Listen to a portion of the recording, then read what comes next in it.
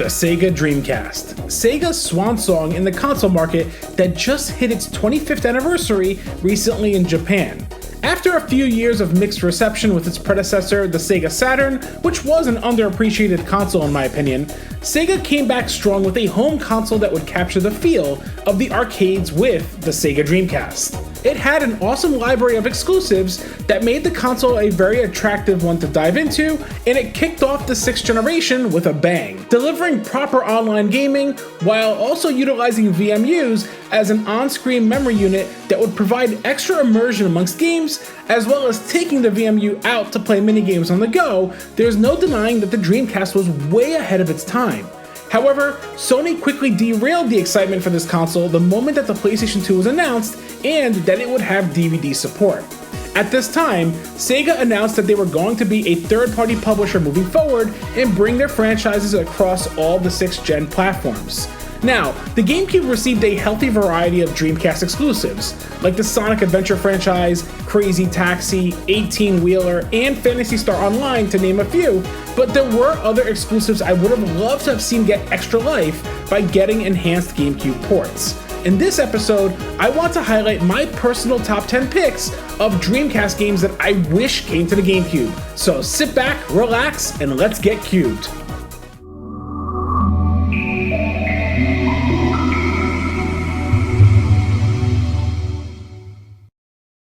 Kicking off things at number 10 is Castlevania Resurrection, which was published by Konami and developed by Konami Computer Entertainment America. Now, this one will be the obscure pick of the bunch, but hear me out. Castlevania Resurrection is the infamously known canceled Castlevania game that was being developed exclusively for the Dreamcast and featured Castlevania Legends' protagonist, Sonia Belmont. A few years ago, a ROM dump of the prototype was discovered and shared online for many to try out for themselves. While the current state of this demo, as you can see, is very much unpolished, there's no denying that I was excited about this game when it was announced. It really was a game I would have easily bought a Dreamcast for back then, being the die-hard Castlevania fan that I am. Now, what was here was far from amazing, as the controls in combat do feel stiff and unpolished, but I have faith that this game would have been quite good had it been completed over time. Konami's Japanese and American teams were butting heads with the game's development. Once the PS2 was prepping for release, Konami did end up ultimately scrapping this project altogether.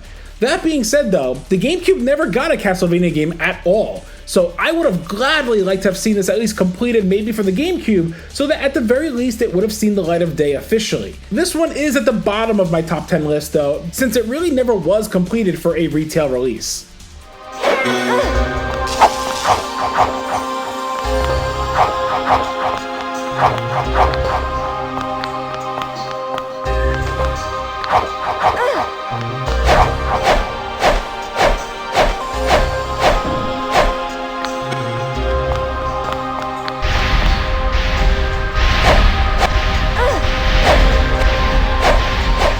Next up at number 9 is Extreme Sports, published by Infogrames and developed by Interloop Studios. Not to be confused with the Game Boy Color Extreme Sports title published by the same studio, but developed by WayForward instead, Extreme Sports on the Dreamcast was a unique racing game without question. Here, players tackled races utilizing a variety of vehicles within a single race. You could start out a race snowboarding down a mountain, to then jumping off to get onto a hand glider, to then landing to get onto an ATV, and more. When I first tried this game, I was really impressed at how ambitious the game itself was, but also noticed how odd the terrain texture warping was on screen. This is probably some of the worst texture warping I've ever seen in a game. We had never really seen a game where you could essentially do a relay race across a variety of extreme sports types. The game does take a lot of practice to master though, as each vehicle type takes time to get used to. Snowboarding, for example, allows you to pull off tricks which builds up your boost meter, while hand gliding is about flying around the red floats that have arrows pointing to where to fly to, while hitting the blue floats to gain speed. Building up your boost meter is essential if you want to win, as this game is very unforgiving. I will say, the soundtrack is interesting here, being mostly funk music, even though one of the songs I'm pretty sure was the menu music from NBA Street 1.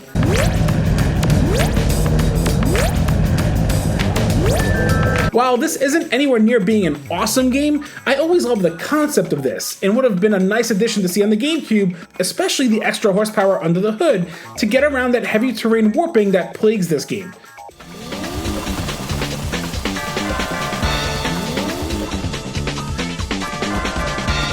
You're about 1 second behind.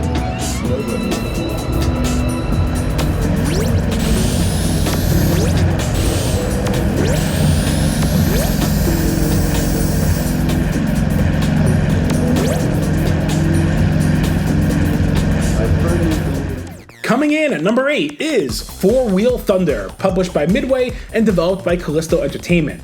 Continuing the Thunder series of racing games, here was a console-exclusive installment for the franchise, and this one is all about off-road racing, but entirely different from the arcade-exclusive Off-Road Thunder.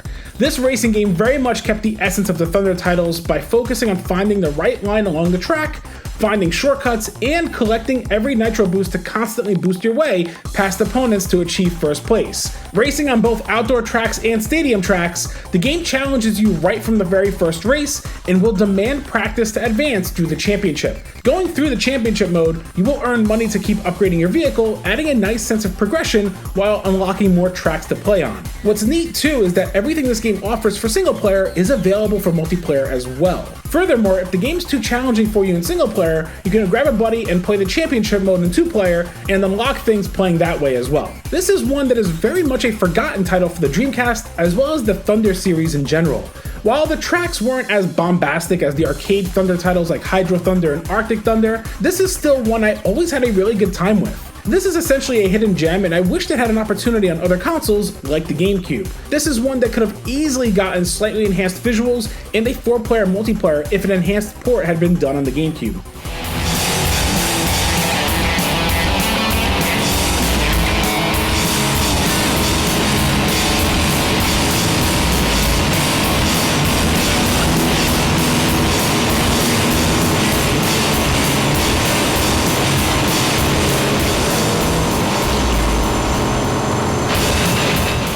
Coming in at number 7 is Dynamite Cop, published and developed by Sega. Remember Die Hard Arcade for the Saturn and, well, for the arcade as well? Then here is the sequel to that game essentially. Die Hard Arcade was actually Dynamite Deku in Japan, so technically this is Dynamite Deku 2, but for America it's named Dynamite Cop to be its own standalone game. This beat 'em up has you choosing one of 3 characters to infiltrate a cruise ship that has been overrun by pirates while the president's daughter is captured. You can choose one of 3 routes to start from, and each one will have a different path and rooms to tackle, beating down foes. Now, get ready, because this game is absolutely bonkers, and it's self-aware that it doesn't have to take itself seriously. From the crazy characters you fight, to the hilariously bad dialogue and story. Hurry up with that bomb! And where is that girl? Find her and bring her to me. To the weapons you can pick up to use. I mean, seriously, what other game lets you throw pork rolls at enemies to take them down? Even this, for God's sakes, you get a nuke to fire at enemies right in front of you. The enemies make no sense too in the best way possible, where 1 minute you're fighting a chef, to then a kraken on the ship, to then voodoo worshippers. It just makes zero sense, and you'll be cracking up the whole time playing it. Much like Die Hard Arcade, there are QuickTime events that pop up in between rooms, and successfully pulling these off will let you get advanced to the next room, but failing to do so will put you in a position where you actually need to fight your way out of a scenario. What I appreciate with this game is just how much it focuses on being a game and its randomness to provide memorable aspects. It's a short game, but man, I would have loved to have seen this get an enhanced port on the GameCube, throw in an extra character, make it a 4-player co-op campaign, and you've got a nice addition to the library.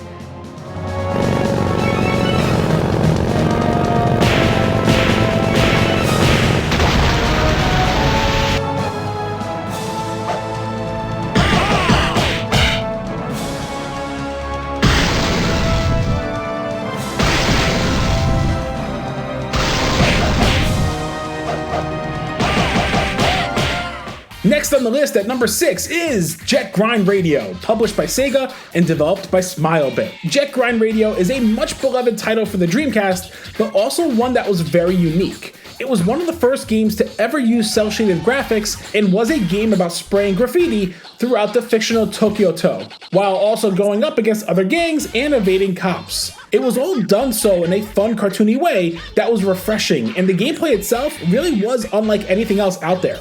The game's controls were easy to grasp and provides a quick and easy tutorial to understand how the game works as well. Traversal was made fairly straightforward so that grinding on rails didn't require any balancing, and jumping had a floaty feel to help you assist with platforming. When spray painting walls and objects, some require a simple button press, while the bigger murals require rotating the analog stick as the game shows you, and trying to do that while the cops are after you will have you trying to be as fast as possible with this. The game itself just oozes style and originality. What's interesting is that this game received a Game Boy Advance port a few years later, and this is where I wish there was a GameCube port for this. I could only imagine that they could have done some awesome GameCube Game Boy Advance connectivity here. This did eventually get an HD remaster on the PS3, 360, and Vita though, and that's worth noting.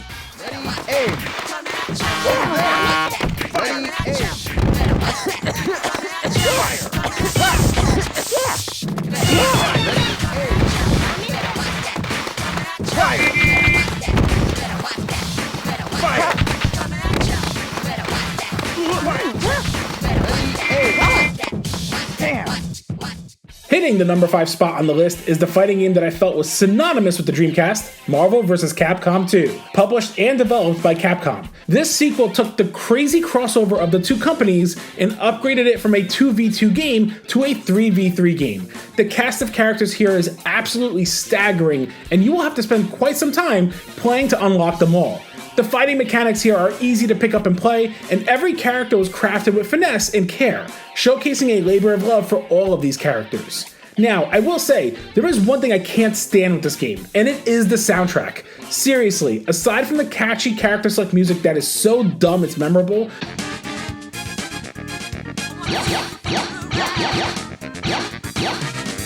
the music in this game is completely out of place and does nothing to enhance the actual fights themselves. Okay, finally got that off my chest. Outside of that though, the game here is simply outstanding, and there's a reason why it has such a massive fan base. The footage for this one is actually the PS2 version, as I didn't have access to the Dreamcast version to record for this episode, but the differences are extremely minimal if you can even spot it. That's the thing, this game got a release on the PS2 and Xbox once the Dreamcast phased out, but Capcom completely omitted the GameCube for this one, which sucked. I remember thinking, wait, so GameCube gets Capcom vs. SNK EO, which I didn't even hear a single person request, but not this? There's nothing wrong with Capcom vs. SNK2 EO for the record. As a matter of fact, I actually covered that in my Arcade Ports episode and I really enjoyed it. But this would have been far more exciting to receive on the GameCube instead, personally. Web swing, spider sting. Web ball, spider sting. Web swing. Web swing.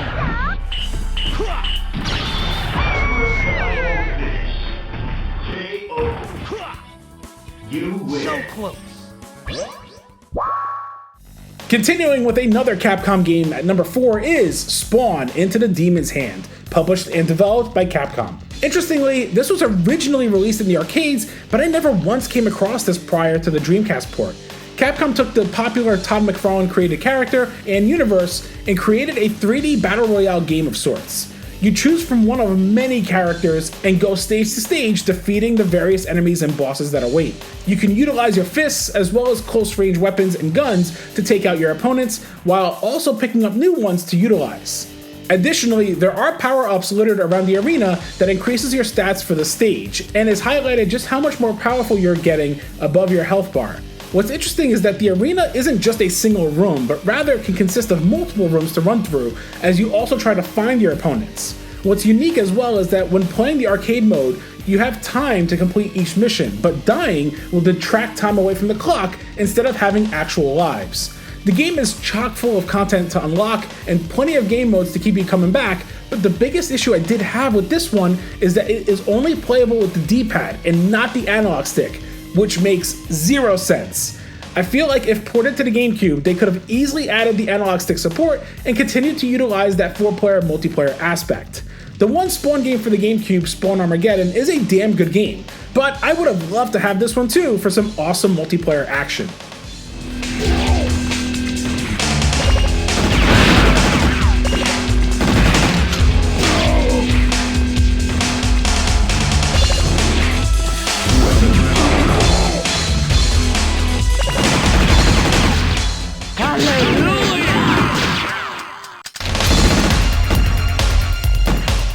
Kicking off the top 3 is Zombie Revenge, published and developed by Sega. Now, here is a game that from its title you'd never really guess is a spin-off to the House of the Dead series. Instead of it being an on-rails light gun shooter though, it is a third-person action beat-em-up.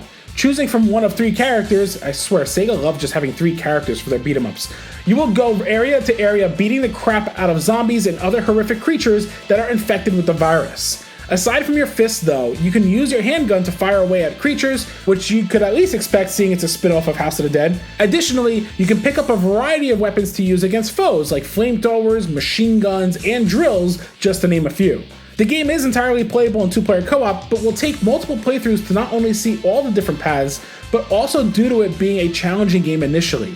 It is certainly one of those games that you start to learn the tricks of the trade the more you replay it, and it makes for a fun time to keep returning to. Oh, and the voice acting is just as laughable here as the previous House of the Dead installments. Are we still following this guy? He's the one making the zombie. To catch him, we have to follow. Let's go. I will say, it's a shame nothing went further for this spin-off, as it really was a great co-op experience. Being that it is a spin-off, I would have loved to have seen this in the GameCube with some higher texture work and maybe make it a 3-player co-op, or maybe add a 4th character and make it 4-player co-op. Easily another hidden gem on the Dreamcast that still remains there exclusively unless you could find an actual arcade cabinet to play of this game.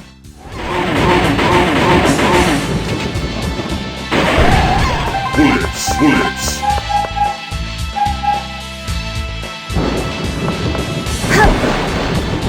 Shotgun.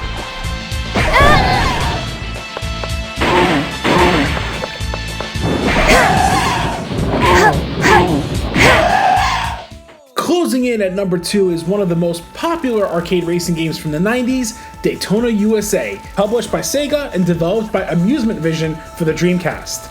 Here is the 3rd console installment for the franchise after the Sega Saturn received 2 versions of Daytona USA, where the team over at Amusement Vision worked on bringing the most content-rich version of this title to the Dreamcast. Daytona USA 2001 had a lot going for it, with the original tracks, Championship Edition tracks, and brand new tracks, as well as adding car customization and online play too. I know many used to criticize the controls feeling a bit off for this version, but I didn't really have that much of an issue personally. There's a sensitivity slider to mess around with within the options menu, and I like how they implemented this to give players an idea on how much the analog movement responds based on the incremental movements. It's Daytona USA in all its glory, and was the best version to have at home until 10 years later in 2011, where the PS3 360 got an arcade port that hit their storefronts. Here is a game that could have easily been given some extra legs through the GameCube, as I would have ran to the store day one to finally have a home console copy of Daytona USA on Nintendo's 6th gen console.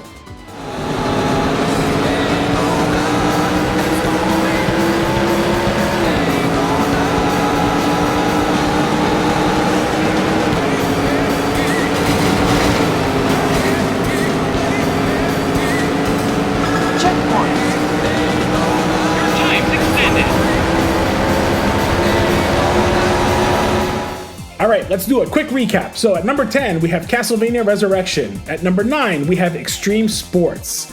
At number 8, we have Four Wheel Thunder. At number 7, Dynamite Cop. At number 6, Jet Grind Radio. Number 5, Marvel vs. Capcom 2.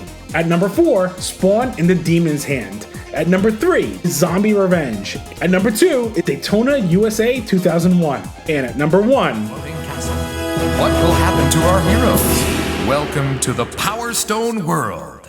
That's right, for the number 1 spot on this list, folks, is Capcom's Power Stone 2, which was actually directed by Hideaki Itsuno, who became very well known after his direction with Devil May Cry 3 and onward. Now, here is the game that made me almost get a Dreamcast back when it was starting to phase out while the GameCube was readying its launch.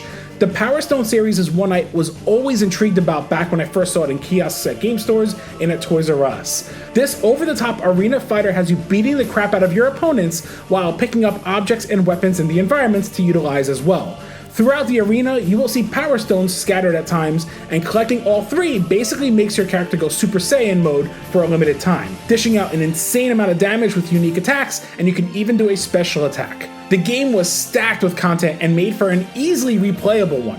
Now, as much as I love the first game, the second one would have felt like an awesome fit for the GameCube thanks to the 4-player battles that could be had there. Yes, it was more chaotic than its predecessor with the dynamic changing stages that add to the intensity of the battles, but there's no denying the awesome time that can be had in multiplayer. While this did get one more chance to reach audiences with the PSP's Power Stone collection, which I do have and thought was really good, I feel like these games would have been better suited on the GameCube thanks to the 4-controller ports. There have been rumors based on the leaked Capcom document earlier this year that revealed something new Power Stone related is rumored for 2024 or 2025, so who knows, maybe the series will eventually come back sooner than we think.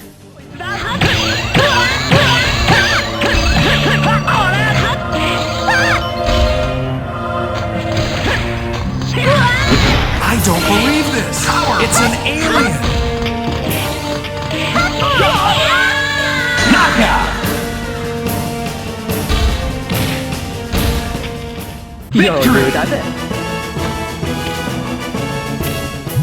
Looking back at the Dreamcast, there's no denying it was an impressive kickoff to the 6th gen. While there are many other games I could have added to this list, these were the 10 that came to mind for me that I wish were brought over to the GameCube as well, being that the console lasted approximately 2 years before calling it quits. Again, this list isn't exactly about the best of titles, but rather the games that I feel would have been a great suit for the GameCube. That being said, which of these did you play before? Any other Dreamcast titles you wish would have been ported to the GameCube to have on there? Sound off in the comments below, as I'd love to hear your thoughts. I hope you all enjoyed, and I will catch you all in the next episode, GCG Nation.